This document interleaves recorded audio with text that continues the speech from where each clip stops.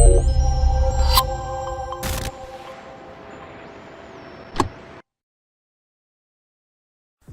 to Token TV Plus. This will be a weekly podcast discussing cryptocurrency. Things like Bitcoin is a cryptocurrency, a type of cryptocurrency.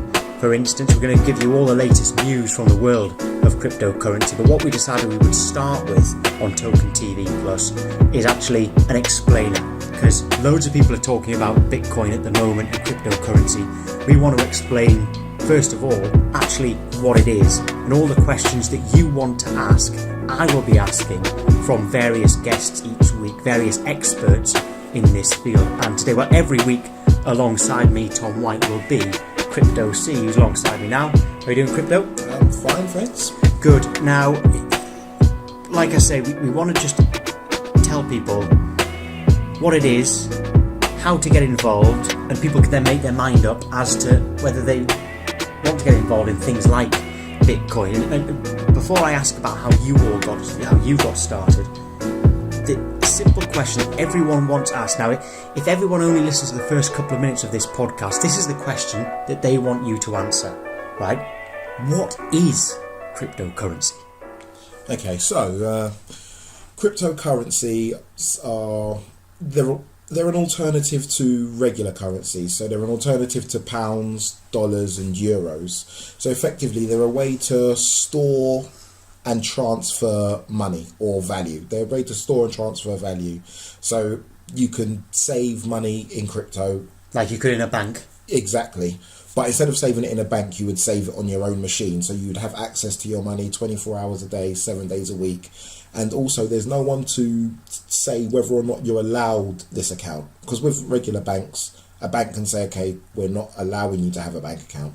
With cryptocurrency, you simply download the software and you open your own account and you can move funds in and out anytime you please. And there's nobody to stop you at any point. And there's kind of that level of freedom that's captured the world's imagination. So you don't actually, there is no such thing as, 5 Bitcoin note, for instance, like that. No. There's no coins, no notes. But these days, everyone pays on card anyway. So in that sense, it's no different to currency. Exactly. But in the sense that you can't hold it in your hand, yeah, that is different. Yeah, in the sense that you can't hold it on your hand, that is different. Obviously, there are everything in cryptocurrency is always digital. So everything only exists in a digital way. You can have things like paper wallets and other confusing things, which for a beginner are probably not even worth thinking about. But there are ways that you can store cryptocurrency in a physical way if you really wanted to, but it's is that maybe for later? Yeah, that's right. Okay, because another one is, if I want to do my weekly shop online at, let's say, Tesco, will Tesco accept my Bitcoin? No. So do only certain people, certain companies accept Bitcoin? Yeah. How does that work? Right. So the way it works at the moment, and this is about something that we always call adoption. So people who are involved in cryptocurrency are trying to push adoption. So they're trying to make more retailers, more merchants and more individuals, small businesses, medium businesses, large businesses, actually accept cryptocurrency. At the moment, adoption is still very small because it's still only a young project. Like crypto has only been out for maybe 10 years. So it's you can't buy your local groceries with it yet, but there are coffee shops and there are small shops that will accept crypto if you go and buy it in person, and you can buy through places like Amazon if you use certain websites that will buy on your behalf. So there are a lot of use cases for crypto at the moment, but the everyday ones, not yet. Not yet, but places like you're saying, like Amazon and such like, there was a time when they wouldn't have accepted it at all. So this is actually moving on. Things are moving on. Yeah. So the thing is, with Amazon don't accept cryptocurrency directly. So what it is, there's a website called purse.io, I think it is, and you can send your crypto to there, and then somebody will buy something off Amazon on your behalf and post it to you. So effectively, once they're doing that, you can also ask for a discount. So as well as using your cryptocurrency to buy stuff, you're actually going to get it cheaper than people who use regular pounds or dollars. And you can get like up to 15% off, and it's pretty good. And if you wanted to buy this laptop that we're recording on from me, and I said to you, well, it's going to cost you £1,000 or X amount of Bitcoin, we could actually do a deal in Bitcoin between us. Between two people can do that. Exactly. Right. Okay. Yeah, exactly. And that's the beauty of it. And you can do that internationally. So if you wanted to do a deal with somebody, maybe somebody done some artwork for you and they lived in the Gambia, then you could send them the money via cryptocurrency and not have 10% of it taken away by Western Union. Okay, right. Well, that's quite interesting. And this is kind of, great knowledge for people who are first listening, because what you're doing is you're telling them, you're basically answering the questions that me personally I want asked. All right, so it's a good way for people who want to know more about it. You are telling them. However, there will be people saying, well, Cryptosi, I mean, I don't know him. Why should I listen to him? I've introduced you as an expert in cryptocurrency. Can you explain to the listeners just why you are, reputable to give this advice to? Yeah, okay, well, my background is actually in computer science, so that's what I studied at university, and I've been in crypto for about 6 years now. So considering crypto's only about 10 years old, I've been here longer than I've not been here, if that makes sense. 6 years ago, I didn't even know what it was. Yeah, so, exactly. A lot of people didn't know. That says a lot. A lot of people didn't know what it was 6 months ago. So, so I've during that time, I'd say in the last 2 or 3 years is when I've been the most active. It's when I've been real full-time crypto, nothing else. Before it was like a hobby, but then after the big boom of 2013, I kept accumulating more until now I'm in a position where I can work on it full time. And I work on a project called PivX. I do the governance for them there. Governance is kind of like a way of deciding which way the project goes, like what types of things the money should be spent on, and how you come to those decisions on how you would spend your budget. So I've been doing that.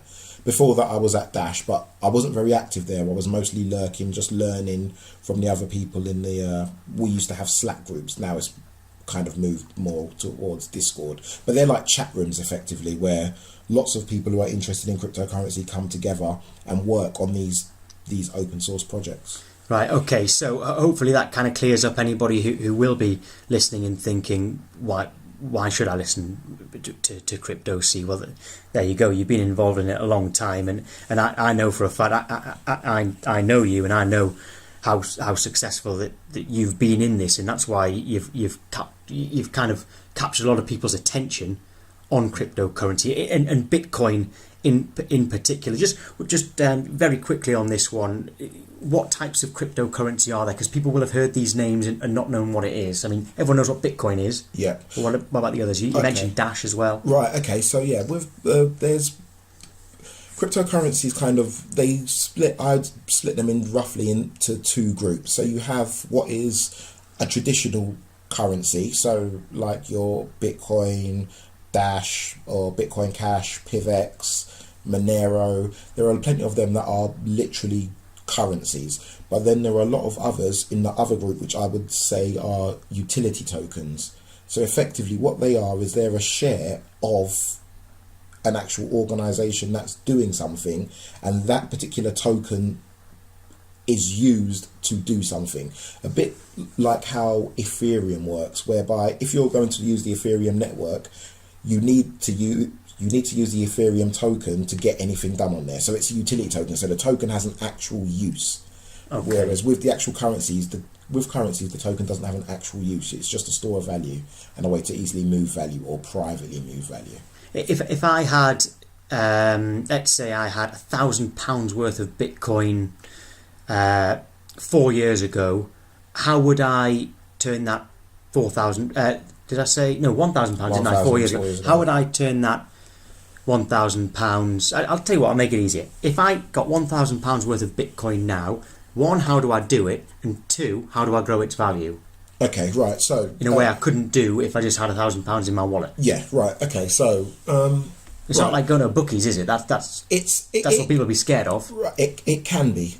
So the thing with cryptocurrency is that its value can go up and down. It's very volatile, and I think that's the gift and the curse with crypto. So you can make a lot of money off it, or you could lose a lot of money, depending on when you buy or you sell, and depending on what you're really in it for. So when I initially got into cryptocurrency, this is a brief history. It was filled with like computer nerds and libertarians. Like those were the main two groups that were using and interested in cryptocurrency. So the point behind it is to kind of bring freedom to the world and bring banking solutions to the world's unbanked and those types of things. Obviously now, with the types of gains that it's had financially, a lot of people are in it to make more fiat money, which I'm not really in it to do. Like that's more of a byproduct than an end goal. But to answer your question, if you were to put in £1,000 4 years ago, I think that would maybe have got you 4 Bitcoin. Maybe got you about 4 Bitcoin. So, and right now 4 Bitcoin is worth maybe about 32,000. So even if so 4 years ago, if I had £1,000 worth of Bitcoin and I didn't even do anything with it, it would already be worth that. Is that what you mean? Yeah. If you just held it, literally, if you just held it, just on so I wouldn't have had to do anything. Alone, it's like the best ISA in the world. I mean, that's yeah, definitely. Anybody who buys cryptocurrency now, in 4 or 5 years' time, will look back and be kind of like. But how would I turn that? If you're saying it, what did you say? If £1,000 would now be worth, how much did you say maybe roughly? About 30 grand. Let's say it was 30 grand. How would I get my hands on that 30 grand, or would it only be available to spend on people to people accepting Bitcoin? Right. No. So people are always trading. So you would go to what's known as an exchange. So there are lots of exchanges, and there are exchanges that will exchange your Bitcoin for the fiat currency of your choice. Now, fiat currencies are pounds, dollars, euros, yen, or whatever it is that you use in your part of the world. So you would go onto one of these exchanges, and on those exchange you could trade your Bitcoin for pounds. Then you move your pounds back into your bank account, pay the relevant taxes, and be on your merry way. Oh, I see. Okay, that's quite interesting, because that's another question that people want answered. How do they turn their Bitcoin into cash? And actually that was a heck of a lot more simple than I expected. But I tell you what, all the listeners now will be thinking, there is no way I want to be involved in any sort of criminal activity, anything that's going to get me in trouble with the taxman or anything. And what is worrying people, I know this is worrying people, certain governments are trying to, well, I suppose, outlaw cryptocurrency. Now, why would they be trying to do that? And is it accurate that I'm saying that? No. What it is, it's like with new technology all the time, governments need to know how best to keep their people safe. So what I equate it to is when the motor car was first invented. So when the motor car was first invented, it was invented in England, and the English people said, okay, we want to put these types of regulations around the usage of a motor car because we want to keep our citizens safe. And I think that's probably all these governments are trying to do. Now, what they've done in England was they said, okay, if you want to drive a motor car, you have to have somebody sitting next to you to make sure that if you pass out or you faint, that they can take the wheel so you don't crash into nobody. And you need to have somebody walking a few yards ahead of the car to make sure that you don't crash into nobody, so they can warn you that this car is coming. Now, that type of regulation pushed... Very cautious. Yeah, pushed the motor industry away from England and into the clutches of the United States, where they didn't have any of these sorts of regulation. So I think with governments, I think they're all trying to make up their mind what kind of damage can be done with cryptocurrency. And to be honest with you, quite a lot of damage can be done. So there is a real argument for sensible regulations, and those types of things can't be fought up overnight. And I think that's the reason why it might seem like governments are harsh, but at the moment a lot of governments haven't really taken a stance. Like our government in the UK, they haven't really taken a stance as to flat out outlaw cryptocurrencies or to really embrace them. And that kind of leads me on to another thing that people say when you mention Bitcoin and cryptocurrency. People say, oh, well, that's just a way of money laundering. You know, Yeah. How do you react to that? Well, yeah, it's probably not a very good way of money laundering. Because what I'm thinking is from what you've said, because it's not monitored so closely, if you had what you describe as dirty money, Mm-hmm. then would you be able to put it in? Would you be able to buy Bitcoin with it? Yeah, you definitely would. Whereas you wouldn't be able to put it into the bank without the relevant authorities saying, how's he got that money? Yeah, that's the kind of worry that people are saying. And I would agree. That's probably one of the things that governments are worried about the most. Will it affect their bottom line? Will it mean that a lot of people will have the tools to easily launder money, to easily evade taxes? For me personally, I think it's similar to having knives in a kitchen. Like, knives can be responsible for a lot of violence, but you need knives to carve your food and eat your food. So just because a tool can be used for bad things, I don't think that's the only reason that cryptocurrencies exist, and it's definitely not a reason to outlaw them, because so much more good can come for them and will come for them, and already has come from cryptocurrency. Yeah, but I suppose the key thing there for any of it, because there'll be no one listening to this, I'm sure, wanting to do any sort of money laundering. I think that the point is that if they buy any sort of cryptocurrency, they're not going to suddenly be, getting suspected of any criminal damage. Yeah, it's not like everybody who's got cryptocurrency is suddenly on some sort of radar. No. It definitely isn't. It's too big now. Maybe years ago, perhaps some years ago, yeah, the people were getting their bank accounts closed for handling cryptocurrency and things like that. So maybe some years ago, but now it's become a little bit too mainstream for everybody involved to be tarnished with the same brush. And I think a lot of governments and a lot of authorities are seeing the good that can come from this technology, and I'm quite confident it will be embraced in the long term. I'm just wary of the time here, but this is probably, I suppose, the final question. And when I listen to money experts on the radio or on the TV, and they're asked about, it's normally Bitcoin that they're asked about, but people, as we know from what you've kind of explain to everybody, Bitcoin is just a type of cryptocurrency. Yeah.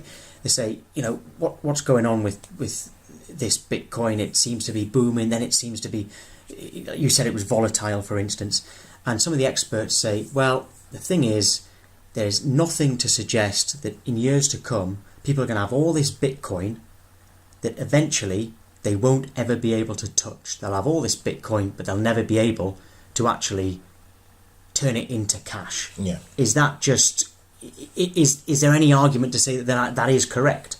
I don't know. There's so many different schools of thought on that. I personally can't see that happening, but do I know the future? Does anybody know the future? Is the real question. And the thing with cryptocurrency is that it's such a leap. It opens so many doors to doing so many different things that the chances of it becoming worthless now, I would say, are pretty somewhere between slim and none, I would say, because you've got places in the world, you've actually got like regions in the world, states like Gibraltar, Malta, the Isle of Man, who are treating cryptocurrency in the same way that they treated the gaming industry or gambling, where they're making it their duty to provide a state where these types of activity or these types of technologies can be nurtured and can be grown, and their bottom line will depend on these things doing well and these things being able to succeed. So to say it would go to zero at some point, it's possible, of course it's possible, but I would say it's highly unlikely. Right, well, I think that's probably all we've got time for this first one, but I hope I've asked the questions that the listeners wanted me to ask. The thing is, if there is a question that you want when you see this, when you listen to this podcast, just leave a comment of a question that I can ask, or you can go, what's your Twitter? Crypto_SI. So at crypto_SI. I'm at Tom White Media. And if there's anything that you want to ask, I can ask in the next one. And with that in mind, Crypto, what's coming up in the next couple? Because it's always going to be me and you. Yeah. But the next couple, we've got some guests lined up the next few weeks, aren't we? Yeah. So basically, over the years, I've gotten to know quite a few people in cryptos, and they've kind of all forked off and started doing their own projects and building other really, really interesting, really exciting things. So over the next few weeks, we've got the guys from IOP and Libertaria coming on. They're building what effectively will be like decentralized law and they're building loads. So that's really exciting. And we've also got AdBank coming on as well, who are building like a decentralized Uber for digital advertising. Those are really cool guys. What we should do actually is put the link for both of those projects in the description, so we can do that. Yeah, people can find out more about them before they actually come on. So we've got those two coming on, and then into next month we'll get some more. I've got some other people lined up, like Smart Cash, possibly the guys from PivX obviously need to make an appearance, and whoever else I bump into. And if anybody asks questions about crypto and Bitcoin, etc., you can always kind of steer them back to this podcast, where actually we ask all those key questions that beginners want answered by an expert. So you can always come back to this one.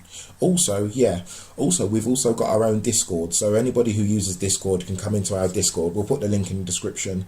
And every week we have our Discord community ask questions for the next coming guests.